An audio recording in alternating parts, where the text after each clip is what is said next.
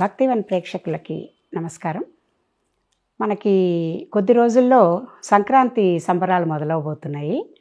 దీనికి సంబంధించి 4 రోజుల పండగని, 3 రోజుల పండగని రకరకాలుగా మనం చేసుకుంటాం. కానీ మామూలుగా మనం చాలా పండగలకి కథలుంటాయి. అంటే దేనివల్ల ఈ పండగ విశిష్టతతో పాటుగా దీనికి వెనక చరిత్ర ఏంటి, ప్రాముఖ్యత ఏంటి అని చెప్పుకుంటున్నప్పుడు కథలు కూడా చెప్పుకుంటాం.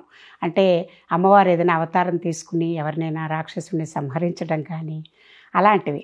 అలా అనుకున్నప్పుడు సంక్రాంతికి సంబంధించింది కూడా ఏదైనా కథ ఉన్నదా అని ఆలోచిస్తే మనకంత ప్రాముఖ్యత లేదు. కానీ ఒరిస్సాలో చాలా ప్రముఖంగా చెప్పుకునే కథ ఒకటి ఉన్నది. ఇది ఏమిటంటే మనకి కూడా తెలుస్తుందనే ఉద్దేశంతో ఒకసారి దాన్ని ముచ్చటించుకుంటున్నాం. ఇంకోటి ఏంటి, సంక్రాంతి మనం సెలబ్రేట్ చేసుకునేటప్పుడు ఆంధ్రప్రదేశ్, తెలంగాణనే కాకుండా కర్ణాటక, తమిళనాడు, తర్వాత నార్త్లో కూడా మనకి పంజాబ్ వాళ్ళు కూడా లోహ్రీ అని చేసుకుంటారు.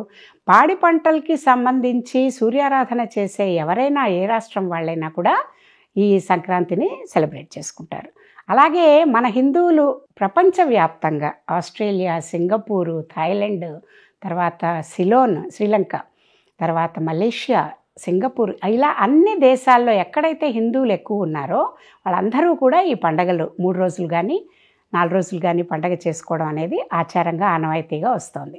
ఇప్పుడు మనం అనుకున్న ఈ సంక్రాంతి కథలోకి వెళ్తే గనక సంకరాసురుడు అంటే అతని పేరు, ఒక రాక్షసుడు ఉండేవట. రాక్షసులు అంటే మనకు మామూలుగా తెలిసిందే, అందరినీ కూడా పీడించడం, మనుషులందరినీ పీడించడం, లేకపోతే మునులు ఎత్తులు వీళ్ళు ఎవరైతే ఉన్నారో వాళ్ళందరినీ పీడిస్తూ ఉండడం, కొంచెం అన్రెస్ట్ అంటే ఏదో ఒకటి అందరూ సుఖంగా సౌఖ్యంగా ఉండకుండా ఉండేటట్టు చేస్తూ ఉండడం వాళ్ళ ప్రవృత్తి. అయితే ఈ రోజుల్లో మనకి రాక్షసులు ఉన్నారా అంటే కొమ్ములు అవన్నీ మనం బొమ్మల్లో చూసినట్టుగా రాక్షసులు మనకు కనిపించకపోవచ్చు. మనిషిలోనే దేవుడు, మనిషి, జంతువు, రాక్షసుడు 4 తత్వాలు కూడా మనకి మనుషుల్లోనే కనిపిస్తాయి భగవంతుడి సృష్టిలో. కలియుగంలో మరీ ఎక్కువ. అందుకని మనలో ఎప్పుడైనా కూడా ఈ రజోగుణం, తమోగుణం బాగా పెరిగిపోయి సత్వగుణం తక్కువైపోయి రాక్షస ప్రవృత్తి బయటకు వచ్చినప్పుడు మనం ఒక్కసారి మనం సెల్ఫ్ ఆడిట్ చేసుకుని గుర్తు చేసుకోవాలి. మనం కనీసం మనుషుల్లా బిహేవ్ చేస్తున్నామా?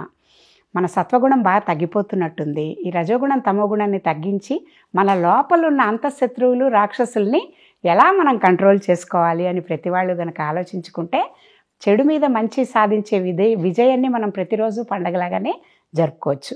ఇప్పుడు ఈ కథలోకి వస్తే గనక మనకి సంకరాసురుడు కూడా చాలా హింసలు పెడుతున్నాడు అందరినీ అని చూసి జనులందరూ కూడా భగవంతుడిని ప్రార్థిస్తారు, అమ్మవారిని, దేవిని ప్రార్థించారంటారు. ఆ దేవి సంక్రాంతి అనే దేవత ఆవిడ ఏం చేశారంటే అవతారం తీసుకుని ఈ సంకరాసురుడిని సంహరించారని, ఆ మర్నాడు కింకరాసురుడు అని ఇంకొక రాక్షసుడు ఉన్నాడు, ఆ రాక్షసుడిని కూడా సంహరించారని, ఈ చెడు తొలగిపోయి పీడంతా వదిలిపోయి జనం అందరూ కూడా ఆనందోత్సాహాలతో సంక్రాంతి జరుపుకున్నారని కథ. మామూలుగా ఒరిస్సాలో చాలా ప్రసిద్ధి చెందిన కథ ఇది. సో ఇప్పుడు మనం ఈ సంకరాసురుని ఈ సందర్భంగా మనం కూడా ఏం చేస్తూ ఉంటాం, మన దగ్గర ఏం చెప్పుకుంటాం దీనికి సంబంధించిన కథలు సంక్రాంతికి అని అంటే, ఇది 3 రోజుల పండగ లేకపోయినా 4 రోజుల పండగ కింద కూడా కొంతమంది చేస్తారు. భోగితో మొదలవుతుంది. ఉత్తరాయణ పుణ్యకాలం వచ్చి అంటే సూర్యుడి గమనం మకర రాశిలోకి ప్రవేశించినప్పుడు మకర సంక్రమణం అని. అంటే ఒకటే సంక్రాంతి ఉంటుందా అంటే అలా కాదు. మన తెలుగు పంచాంగం ప్రకారం ప్రతి నెల ఒక్కొక్క సంక్రాంతి చేసుకుంటాం మనం. అంటే ఏ రాశిలోకి ప్రవేశిస్తోందో అలాగే మీన సంక్రమణం అని, తర్వాత ధను సంక్రమణం అని, ఇట్లా ఒక్కొక్క రాశిలో అది ప్రవేశించినప్పుడు ఆ సంక్రమణం పేరు ఆ సంక్రాంతి అని జరుపుకుంటాం. ఒక్కొక్క నెలలో ఒక్కొక్క సంక్రాంతి వస్తుంది. కానీ అన్నిట్లోకి విశేషంగా ఉత్తరాయణ పుణ్యకాలం వచ్చి సూర్యారాధనకి వీలుగా అంటే భగవంతుడికి ఒక రోజు మొత్తం తీసుకున్నట్టయితే మనకి సంవత్సరం అని అనుకునేది భగవంతుడి కాలమానంలో ఒక రోజు. అందులో ఉత్తరాయణం, దక్షిణాయనం అనేవి పగలు, రాత్రి. సో భగవంతుడికి పగలు ఉత్తరాయణం. అంటే మనం ఏం చేసినా కూడా సూర్యుడు ఉదయించి సూర్యుడి వెలుగులో మనం చేసి కాంతివంతంగా ఉండి జ్ఞానం వైపు ప్రయాణం చేసే వాళ్ళకి ఈ మకర సంక్రమణం అనేది ఎప్పుడైతే ఉత్తరాయణ పుణ్యకాలం వస్తుందో దానికోసం ఎదురు చూసి వాళ్ళ కొత్త సంవత్సరం ప్రారంభించుకోవడం. కానీ పాడి పంటలన్నీ కూడా డిసెంబర్ నాటికల్లా, జనవరి మొదటి వారం కల్లా అందరికీ చేతికి వచ్చేస్తాయి. అవన్నీ అమ్ముకోవడం, అందరూ కూడా ఇంట్లో ధనాగారం, తర్వాత ధాన్యాగారం అన్నీ కూడా నిండుగా ఉండడం, సమృద్ధిగా డబ్బులు చేతిలో ఆడుతూ ఉండడం, ఇన్ని రోజులు కష్టపడిన వాళ్ళకి ఏదైతే పశువులు ఉన్నాయో ఆ పశువులన్నిటికీ గ్రాటిట్యూడ్ చూపించే విధంగా కూడా 4 రోజుల్లోనూ ఒక్కొక్క రోజు ఒక్కొక్క దానికి కేటాయించుకుంటూ 4 రోజులు పండుగ చేసుకోవడం మనకు ఆనవాయితీగా వస్తుంది. మొదటి రోజు భోగి అని ఇట్లా రకరకాలుగా. సో ముందు ఇది రాక్షస సంహారం జరిగి జనాలందరూ కూడా ఉత్సాహంగా ఉంటారు కాబట్టి భోగి రోజుతో ఈ పీడంతా తొలగిపోయి ఇంకా అక్కడి నుంచి భోగి అంటే ఆనందం, సంతోషం ఇవన్నీ నింపుకునేందుకు వీలుగా భోగి, సంక్రాంతి, కనుమ, ముక్కనుమ 4 రోజుల పండుగలుగా మనం జరుపుకుంటాం. కొన్ని ప్రాంతాల్లో తమిళనాడు ప్రాంతంలో ముక్కనుమ అనేది ఎక్కువ వినిపిస్తూ ఉంటుంది. ముఖ్యంగా కనీసం 3 రోజుల పండుగని మన ఆంధ్ర, తెలంగాణ, కర్ణాటక ఈ రాష్ట్రాలన్నింటిలో కూడా మనం 3 రోజుల పండుగగా దీన్ని జరుపుకుంటాం.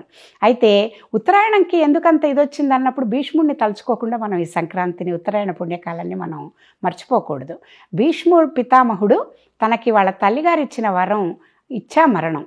అంటే కురుక్షేత్ర యుద్ధంలో తన బాణాలన్నిటితో కూడా చాలా అయిపోయింది ఇంకా తన పని అనుకున్నాక కూడా దక్షిణాయనంలో చనిపోవడం అనేది, దేహం వదలడం అనేది భీష్ముడికి ఇష్టం ఉండదు. అందుకని తను ఏం చేస్తారంటే అర్జునుడు అంపశయ్య ఒకటి ఏర్పాటు చేసినప్పుడు దాని మీదే అంపశయ్య మీదే కాలం గడుపుతూ ఎన్నో రోజులు అలాగే బతికుండి చివరికి ఉత్తరాయణ పుణ్యకాలం వచ్చాక అప్పుడు తన దేహం విడుస్తారనమాట. అంటే ఏం చెప్తారంటే ఈ ఉత్తరాయణంలో ప్రాణం విడిచిన వాళ్ళు, మోక్షం పొందిన వాళ్ళకి మరుజన్మ లేదు, మోక్షమే వాళ్ళకి అని చెప్పి నమ్ముతారు. మన వేదం, పురాణ ఇతిహాసాలన్నీ కూడా అదే చెప్తున్నాయి. అందుకని ధన్యజీవులు, పుణ్యమూర్తులు ఎవరైతే ఉన్నారో మహానుభావులు, మనకి ఈ రోజుల్లో కూడా చాలామంది భీష్ముడిని మనం ద్వాపరయుగం గురించి చెప్పుకున్నా కలియుగంలో మన మధ్యలో ఉన్న చాలామంది నాకు తెలుసు. అలా ఇచ్చా మరణం అంటే వాళ్ళు ఎప్పుడు వెళ్ళాలనుకుంటున్నారో అలా అనుకుని కొంతమందికి వాళ్ళ ఇంట్లో వాళ్ళకు కూడా ఫలానా రోజు తర్వాత నేను ఉండను అని వాళ్ళు కొంచెం ధైర్యంగా ఉండే వాళ్ళకి ఆ మాట చెప్పి ఆ రోజు వచ్చినప్పుడు మళ్ళీ వీళ్ళు ఆ మాయలో పడి మర్చిపోయినప్పుడు కూడా ఈరోజు 12 తర్వాత నేను ఉండను అని చెప్పి అలాగే 12ంటికి ప్రాణాలు వదిలేసి ప్రశాంతంగా చక్కగా అనాయాసేన మరణం వినాశాయన అని చెప్తారు కదా. ఒక నానుడు ఉంది. అంటే ఎవరి మీద డిపెండ్ అవ్వకుండా బతకాలి, మరణం అనేది మనకి చాలా ఏం కష్టపడకుండా సునాయాసంగా రావాలి అనేది ఒక నానుడి. ప్రతి వాళ్ళు ప్రార్థన అలా చేసుకుంటారట. సో అలా ప్రార్థనని ఆలకిస్తూ కొంతమంది ఎవరైతే సాధకులు ఉన్నారో అలా వాళ్ళు అనుకున్నప్పుడు దేహాన్ని విడిచిన దాఖలాలు కూడా మనకి చాలా ఉన్నాయి. అలాగా మనం సంక్రాంతి పర్వదినాలు మొదలుపెట్టుకుంటూ ఈ రాక్షసుల కథలు, రాక్షసుల్ని జయించిన అమ్మవారిని, సూర్యుడిని, వీళ్ళనందరినీ కూడా మనం కొలుచుకునే అలవాటు, ఆనవాయితీ ఎలా అయితే వచ్చిందో దాంతో మనం ఈ సంక్రాంతి సంబరాలు ఈ కథతో ప్రారంభం చేసుకున్నాం. నమస్తే.